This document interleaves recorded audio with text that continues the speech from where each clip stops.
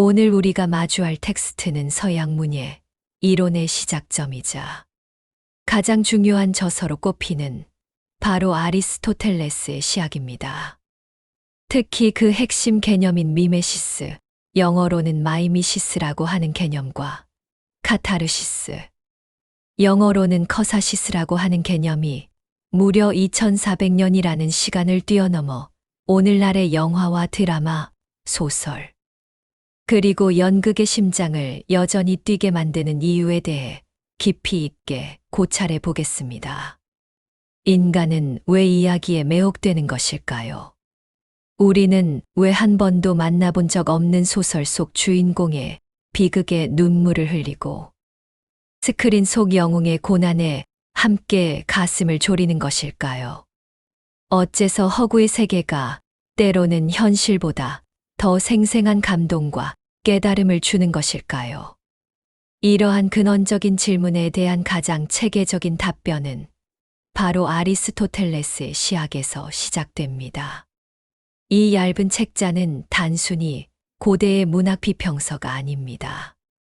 이것은 인간의 정신이 어떻게 허구를 통해 현실의 본질을 파악하고 감정의 거센 파도를 넘어 지적인 정화에 이르는지를 분석한 최초의 심리학적, 철학적 보고서라고 할 수 있습니다. 시학의 생명력은 과거의 유물로서 존재하는 것이 아니라 현재 진행형인 모든 이야기 창작의 근본 원리를 담고 있다는 데 있습니다. 그리고 그 원리의 두 가지 핵심 기둥이 바로 모방으로 번역되는 미메시스와 정화로 알려진 카타르시스입니다. 이 두 개념이 왜 그토록 강력한 생명력을 지니는지를 파헤치는 것은 곧 이야기라는 인간 고유의 활동이 가진 본질적인 가치와 힘을 이해하는 과정이 될 것입니다. 첫 번째 주제, 미메시스에 대해 알아보겠습니다. 이는 현실을 넘어서는 창조적 모방을 의미합니다. 미메시스를 단순히 모방이라고 번역할 때 우리는 이 개념이 지닌 깊이의 상당 부분을 놓치게 됩니다. 아리스토텔레스에게 미메시스는 현실 세계를 사진처럼 똑같이 복제하는 행위가 결코 아니었습니다.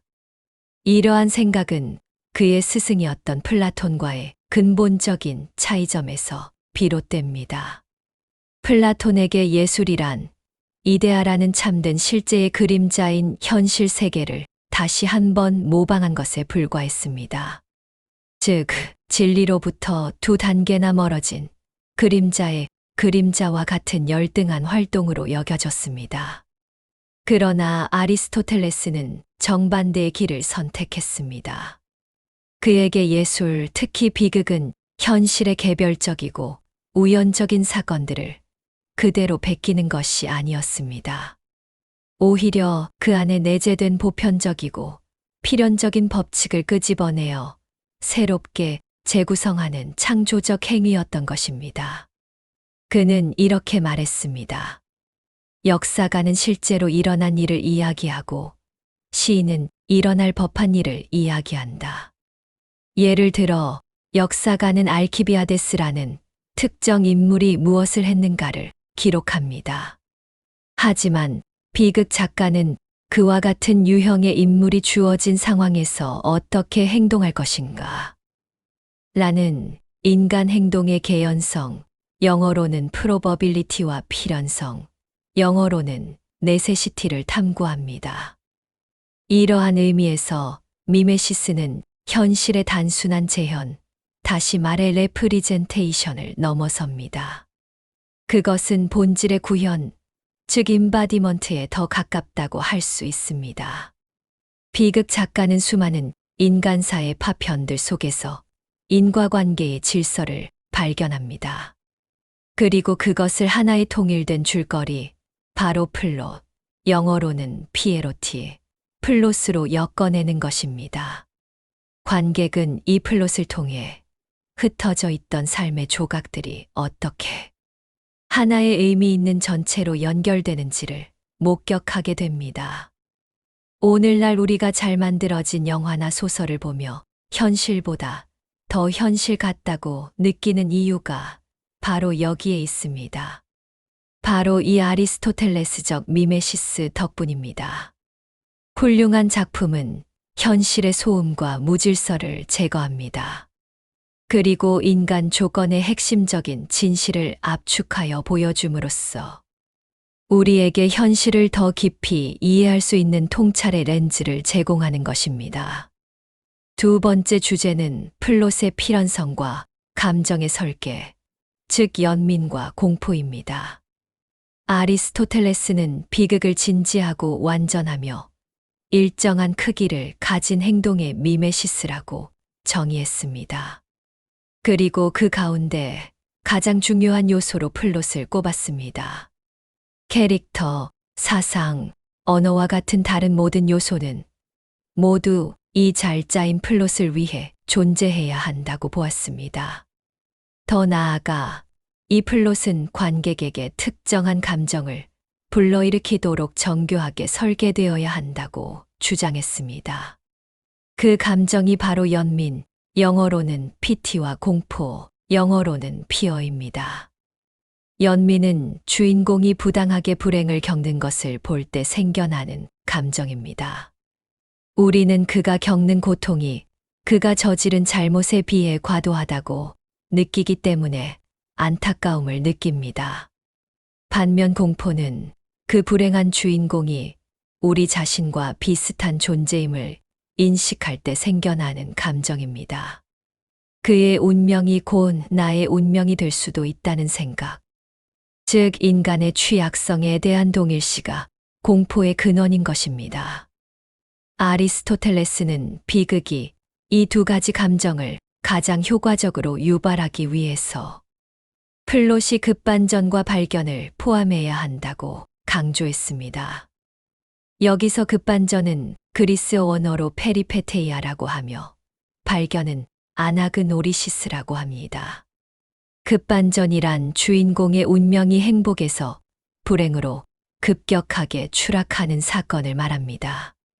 그리고 발견은 무지에서 알무로의 전환, 즉 주인공이 자신의 행동이 어떤 끔찍한 진실을 초래했는지를 깨닫는 순간을 의미합니다.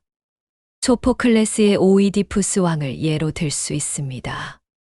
주인공이 자신이 아버지를 죽이고 어머니와 결혼했다는 사실을 깨닫는 순간이 바로 이 급반전과 발견이 완벽하게 결합된 사례입니다. 중요한 것은 이러한 플롯의 장치들이 결코 우연히 발생해서는 안 된다는 점입니다. 모든 사건은 반드시 앞선 사건의 필연적인 혹은 개연적인 결과로서 이어져야만 합니다. 관객은 이처럼 정교하게 짜인 인과의 사슬을 따라가며 연민과 공포를 체험하게 됩니다. 이 과정은 단순한 감정의 유희를 넘어섭니다. 이것은 우리를 카타르시스라는 궁극적인 목적지로 이끄는 필수적인 통로가 되는 것입니다. 현대의 스릴러 영화 감독들이 관객의 심장을 쥐락펴락하기 위해 서스펜스의 강도를 조절하고 결정적인 순간에 충격적인 반전을 배치하는 기법을 떠올려 보십시오. 이 모든 것이 아리스토텔레스가 제시한 감정 설계도의 현대적인 변주라고 할 수 있습니다. 세 번째 주제는 카타르시스입니다. 이는 감정의 정화를 넘어선 지적 명료화를 의미합니다. 카타르시스는 시학에서 가장 많이 논의되는 개념이면서도 동시에 가장 해석이 분분한 개념이기도 합니다. 일반적으로는 감정의 정화로 알려져 있지만 그 의미는 훨씬 다층적입니다. 첫째, 의학적 해석이 있습니다. 이는 관객이 비극을 통해 연민과 공포라는 격한 감정을 안전하게 배설함으로써 일종의 정신적인 치료 효과를 얻는다는 관점입니다. 마음속에 억눌려 있던 감정의 응어리를 풀어내고 다시 마음의 평정을 되찾는 과정이라는 설명입니다. 슬픈 영화를 보고 실컷 울고 난 뒤에 후련함을 느끼는 경험이 바로 여기에 해당한다고 볼 수 있습니다. 둘째, 윤리적 해석이 있습니다. 이 관점에서 카타르시스는 단순히 감정을 배출하는 것을 넘어섭니다. 우리의 감정을 올바른 방향으로 교육하고 순화하는 과정으로 보는 것입니다. 우리는 비극 속 인물의 파멸을 보면서 과도한 욕망이나 오만이 어떤 비극적인 결과를 낳는지 배우게 됩니다. 또한 타인의 고통에 공감하는 능력을 기를 수 있습니다. 이를 통해 우리의 감정적 반응은 더 균형 잡히고 성숙해지며 공동체적인 윤리 감각을 키우게 된다는 것입니다. 그러나 가장 중요한 것은 셋째, 지적 해석입니다. 카타르시스는 감정적인 폭풍이 지나간 뒤에 찾아오는 지적인 명료화의 순간이라는 관점입니다. 지적인 명료화란 영어로 intellectual clarification이라고 합니다. 비극의 플롯 전체를 조망하게 되면서 우리는 개별 사건들의 의미와 그것들을 관통하는 보편적인 인과 법칙을 깨닫게 됩니다. 오이디푸스의 비극을 통해 우리는 인간 존재의 유한함, 그리고 삶의 한계와 운명의 불가해성과 같은 심오한 진실을 마주합니다.